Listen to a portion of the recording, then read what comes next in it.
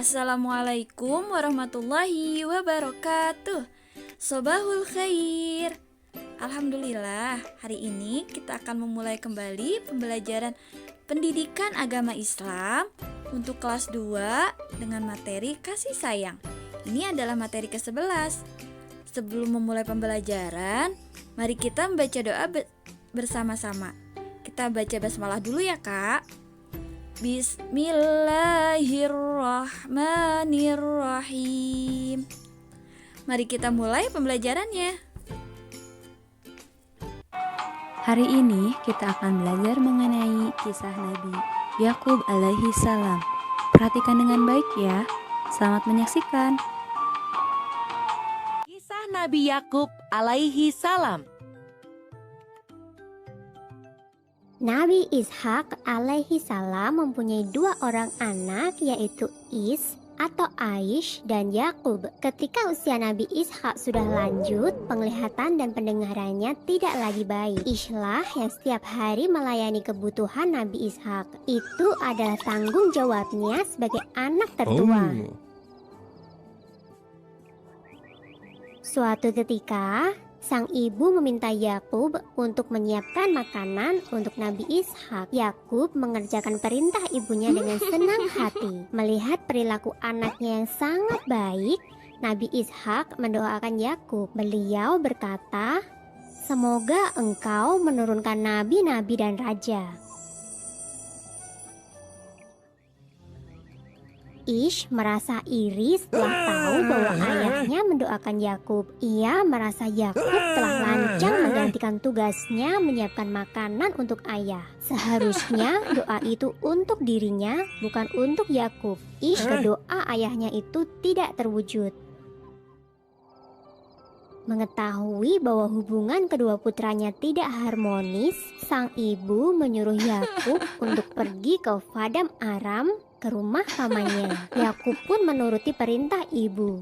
Ia pergi secara sembunyi-sembunyi pada malam hari. Yakub tiba di Paddan Aram dengan selamat. Ia kemudian mencari rumah pamannya dan meminta izin untuk tinggal di sana. Sang paman mengizinkan Yakub untuk tinggal. Ia bahkan menganggap Yakub sebagai anaknya sendiri. Laban bin Batwih atau paman Yakub adalah seorang yang dermawan. Ia selalu membagikan sebagian hartanya untuk orang-orang yang tidak mampu. Melihat perilaku pamannya yang begitu terpuji, Yakub lantas menirunya. Kemudian Yakub pun dikenal sebagai dermawan yang baik hati.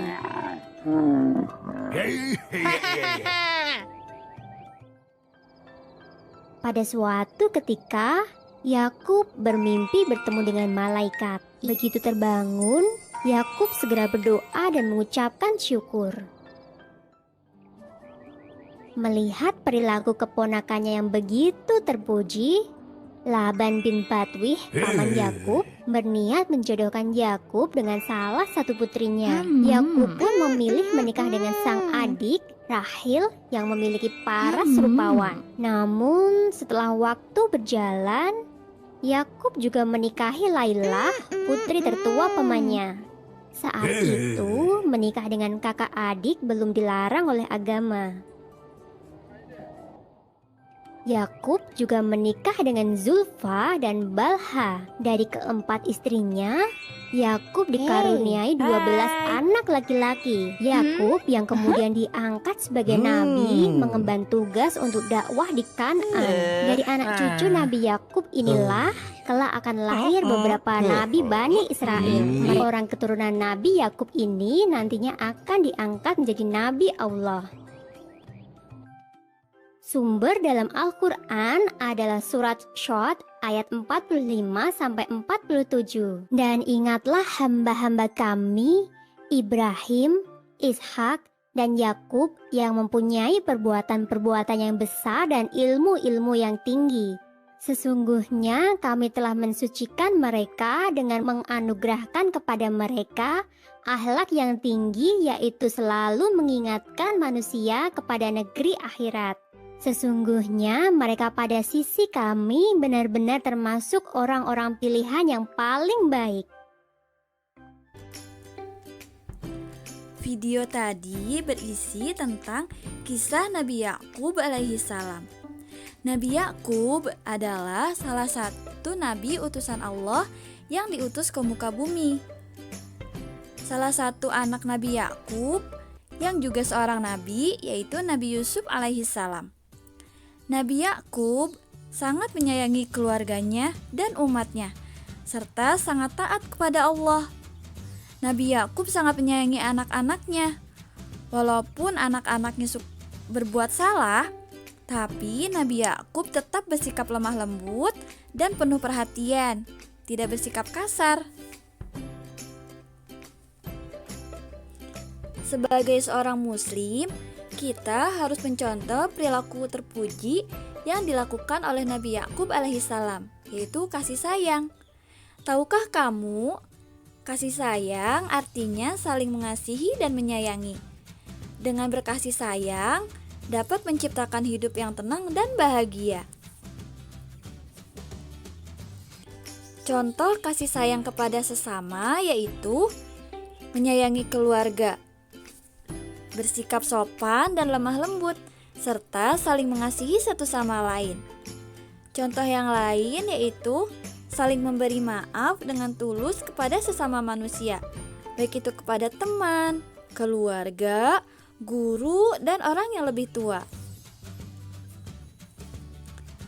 Selanjutnya, contoh kasih sayang yang lain adalah membantu teman yang sedang kesusahan dan menjenguk teman yang sakit, serta mendoakan teman kita agar selalu sehat dan dilindungi oleh Allah Subhanahu wa Ta'ala.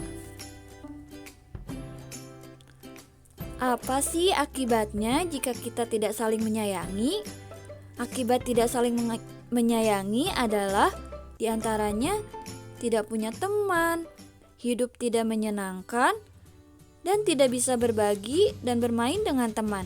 Sangat menyedihkan, bukan?